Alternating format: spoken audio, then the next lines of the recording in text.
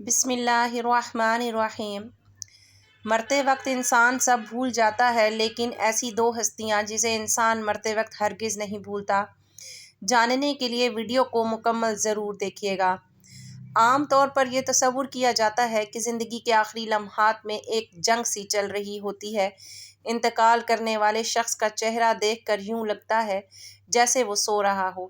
چہرے پر بہت عام تاثرات ہوتے ہیں۔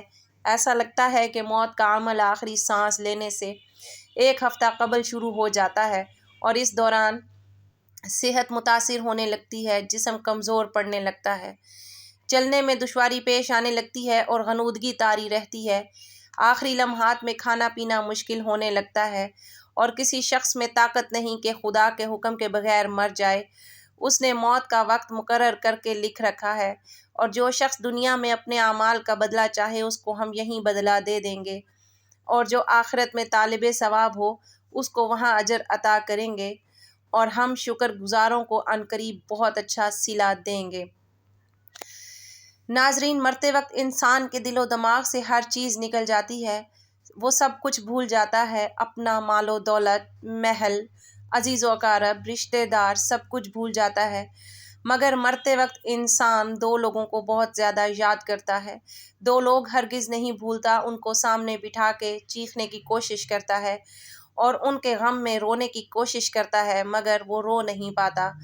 حضرت مولانا جلال الدین رومی رحمۃ اللہ تعالی علیہ فرماتے ہیں، میرے محلے میں ایک شخص زندگی موت کی جنگ لڑ رہا تھا، مرنے والا تھا، موت کے بالکل قریب تھا۔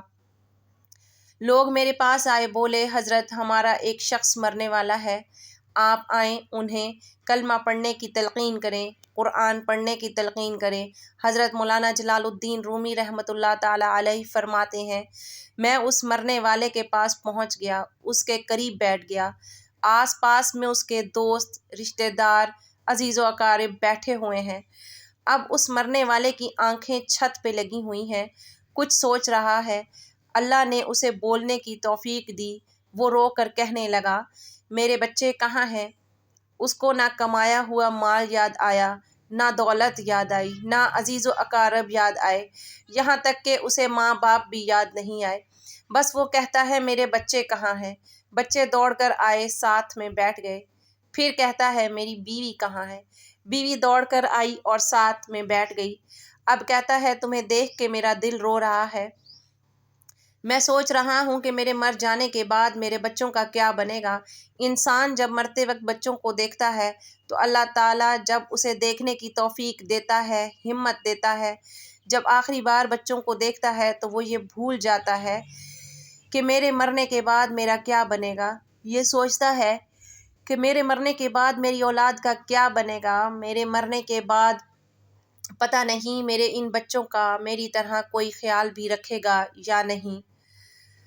اور اس کی آنکھیں رو رہی ہیں۔ بیوی کو نصیحت کرنے لگا کہ میں تو دنیا چھوڑ کر جا رہا ہوں، مجھ پہ ایک احسان کیجیے گا کہ میرے ان بچوں کو قرآن مجید کی تعلیم لازمی دیجیے گا۔ ان کے منہ سے نکلا اللہ کا نام میری قبر کو روشن کر دے گا، مجھے جہنم کی آگ سے، اللہ کے عذاب سے دور کر دے گا۔ ان کو دین کی تعلیم دینا۔ اور ایک واقعہ ملاحظہ فرمائیں، حضرت سیدنا موسیٰ علیہ السلام کا ایک قبرستان سے گزر ہوا۔ آپ علیہ السلام نے دیکھا کہ قبرستان کی ایک قبر کے اندر مردے کو دردناک عذاب دیا جا رہا ہے۔ مردہ عذاب میں مبتلا ہے، اس کی قبر جہنم کے گڑھوں میں سے گڑھا بنی ہوئی ہے۔ مردہ عذاب میں مبتلا ہے، چیخ و پکار کر رہا ہے۔ حضرت سیدنا موسیٰ علیہ السلام آگے چلے گئے۔ کام کرنے کے بعد واپسی جب اسی راستے سے گزر ہوا، آپ نے دیکھا وہی جہنم میں جلنے والا شخص جس کی قبر میں عذاب دیا جا رہا تھا، اب وہ شخص جنت میں ٹہل رہا ہے، اس کی قبر جنت کا باغ بنی ہوئی ہے۔ آپ علیہ السلام نے دونوں ہاتھ اٹھائے، عرض کی، میرے مالک، تھوڑی دیر پہلے میں یہاں سے گزر رہا تھا، یہی قبر جہنم کے گڑھوں میں سے گڑھا بنی ہوئی تھی، تھوڑی دیر کے بعد یہ جنت کے باغوں میں سے ایک باغ کیسے بن گئی؟ اللہ رب العزت نے فرمایا، اے موسیٰ، یہ شخص جب مرا تھا، مرنے سے پہلے اپنی بیوی کو حاملہ چھوڑ کے مرا تھا۔ بیوی کا ایک بیٹا پیدا ہوا، بچہ آج چھوٹا، کل تھوڑا سا بڑا ہوا تو اس کی بیوی نے بچے کو مسجد میں بھیجا۔ معلم صاحب نے اس کے بچے کو بسم اللہ الرحمن الرحیم پڑھائی۔ جب اس کے بچے نے بسم اللہ پڑھی تو موسیٰ مجھے حیا آئی کہ اس کا بچہ میرا نام لے اور میں اپنا نام لینے والے بچے کے باپ کو جہنم میں ڈالوں، یہ میری رحمت گوارا نہیں کرتی۔ اس لیے ہمیں چاہیے کہ اپنے بچوں کو قرآن مجید کی تعلیم دیں۔ اگر تم چاہتے ہو کہ تمہاری قبریں روشن ہوں، عذاب تمہارے قریب بالکل نہ آئے، تو اپنے بچوں کو قرآن مجید کی تعلیم دینا۔ حضرت مولانا جلال الدین رومی رحمۃ اللہ تعالیٰ علیہ فرماتے ہیں، وہ شخص توبہ کرتا کرتا یہ کہتا کہ میرے بچوں کو قرآن کی تعلیم دینا، ایک دم اس کی زبان لڑکھڑانے لگی، اس کا بدن کانپنے لگا، موت کا فرشتہ آ گیا روح نکالنے کے لیے۔ فرماتے ہیں جب انسان کی روح نکلتی ہے تو اس کا منہ کھل جاتا ہے، دونوں ہونٹ ایک دوسرے سے جدا ہو جاتے ہیں۔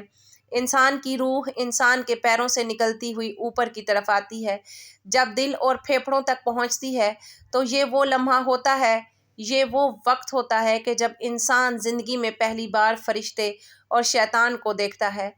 یہ وہ مرحلہ ہوتا ہے جب انسان کے ایک طرف شیطان اس کے کان میں غلط مشورہ ڈالتا ہے اور دوسری طرف اس کی زبان سے اس کے عمل کے مطابق الفاظ نکلنے لگتے ہیں۔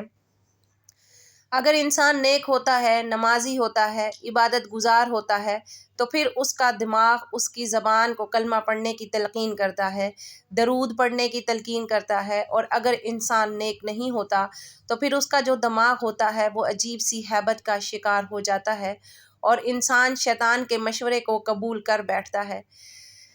اور جب انسان شیطان کے مشورے کو قبول کر بیٹھتا ہے پھر کوشش کرتا ہے کلمہ پڑھنے کی، لیکن وہ مرنے والا شخص کلمہ نہیں پڑھ پاتا۔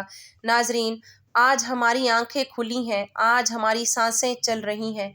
اس سے پہلے کہ یہ وقت گزر جائے، یہ زندگی کے لمحے میرے اور آپ کے لیے غنیمت ہیں۔ آخرت کے لیے کچھ اکٹھا کر لو، مرنے سے پہلے قبر کی روشنی بنا لو۔